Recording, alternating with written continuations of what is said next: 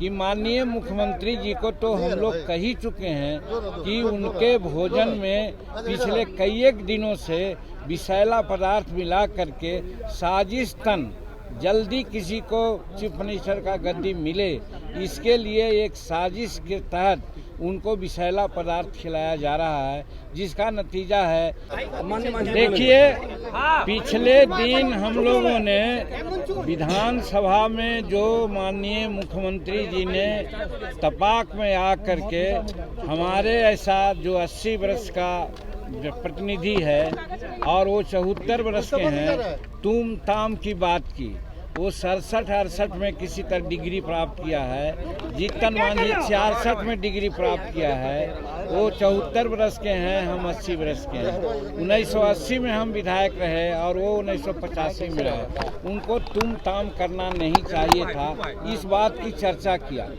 आज विशेष चर्चा ये करना चाहते हैं कि माननीय मुख्यमंत्री जी को तो हम लोग कह ही चुके हैं कि उनके भोजन में पिछले कई एक दिनों से विषैला पदार्थ मिला करके साजिशतन जल्दी किसी को चीफ मिनिस्टर का गद्दी मिले, इसके लिए एक साजिश के तहत उनको विषैला पदार्थ खिलाया जा रहा है, जिसका नतीजा है कि महावीर चौधरी के पोर्ट्रेट पर उन्होंने माल्यार्पण नहीं किया, अशोक चौधरी के माथे पर दे दिया जो जीवित हैं।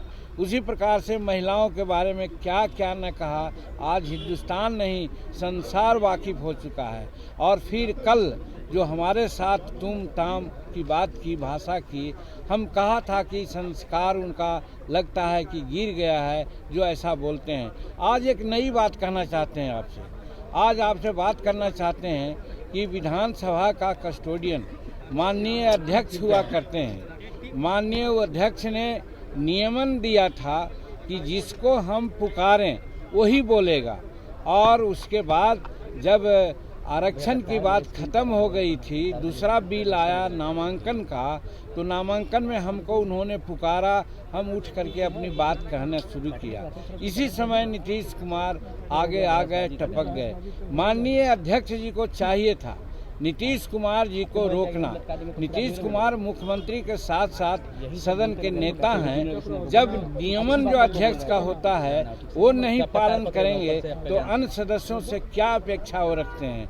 ये बात की दुख है कि माननीय अध्यक्ष महोदय आज लगता है कि सत्ता पक्ष के पक्ष में अपना सारा निर्णय दे रहे हैं और हरकत कर रहे हैं, जो इस जनतंत्र के लिए, संविधान के लिए घातक है।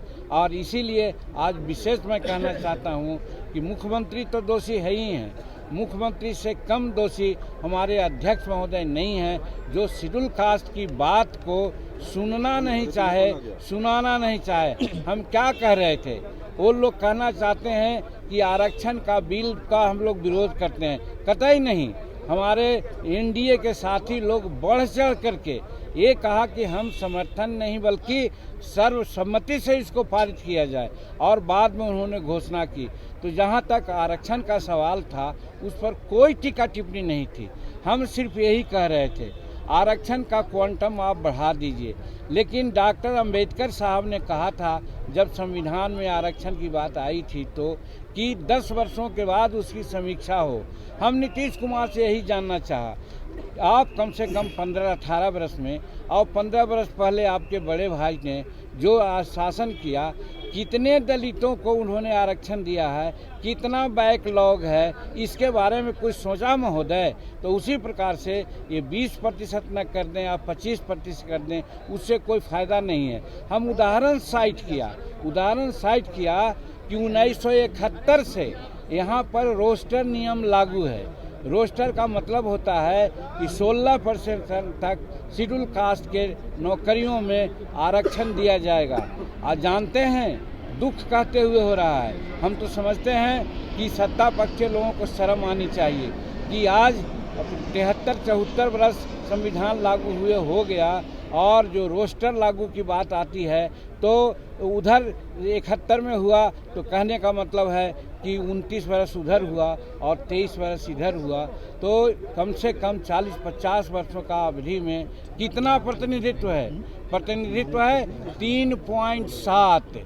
आप जोड़िए 16% प्रतिनिधित्व देने में कितना साल लगेगा, यही हम उनको कहना चाह रहे थे कि माननीय मुख्यमंत्री जी आप इसकी समीक्षा कीजिए।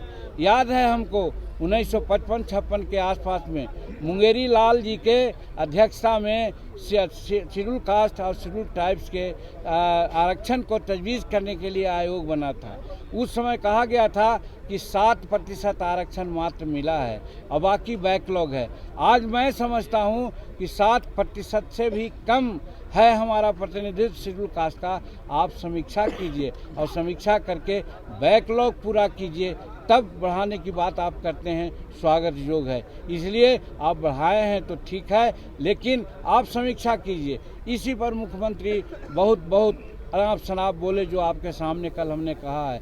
यहाँ पर सदन के कस्टोडियन होने के नाते माननीय अध्यक्ष जी को, एक सदस्य को, एक जो पूर्व मुख्यमंत्री रहा है उसको प्रोटेक्शन देना चाहिए था। माननीय मुख्यमंत्री को समझाना चाहिए था कि ये तथ्यपरक बात हो रही है, उलूल जुलूल की बात जीतन मांझी नहीं कर रहा है, इसलिए आप थोड़ा साइलेंट रहिए, इनकी बात को सुनिए। वो सुनाने में कोई रुचि नहीं ली। इसलिए मैं समझता हूँ ये जो आज चल रही है बात, चाहे महिलाओं का अपमान का मामला हो या आरक्षण में जो अभी बैकलॉग है उसका मामला हो, इसके चलते हम लोग समझ रहे हैं कि सत्ता पक्ष महिलाओं का विरोधी, शेड्यूल कास्ट का विरोधी है। इसके लिए आज हम लोग धरना देने का काम किया। और देखिए क्या जमहूरियत है, क्या जनतंत्र है, उन लोगों को क्या दिक्कत है, केंद्र की सरकार क्या कर रही है उसके लिए बिहार विधानसभा कोई जवाबदेह है क्या?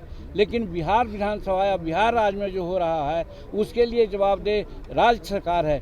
तो हम लोगों ने सोचा था कि हम लोग धरना देंगे और वो लोग ऐसा किया कि फोटोग्राफर के सामने खड़ा हो गए ताकि हम लोगों का फेस न आवे, हम लोगों का स्लोगन की प्रतियां सामने न आवे। कहने का मतलब इस रूप में भी जनतंत्र की हत्या वो करना चाहते हैं। तो ऐसा हत्यारी सरकार और ऐसा हत्यारी पार्टी के लोगों के कब्जे में, हाथ में बिहार का बागडोर रह करके आज गजब स्थिति में है। चाहे लॉ एंड ऑर्डर का मामला हो, विकास का मामला हो, फिजूल खर्ची का मामला हो, सब में फिसड्डी साबित हो रहा है। इसलिए इस सरकार को जाने में ही बिहार को फायदा है, जनता को फायदा है। इसलिए हमारे एनडीए के साथ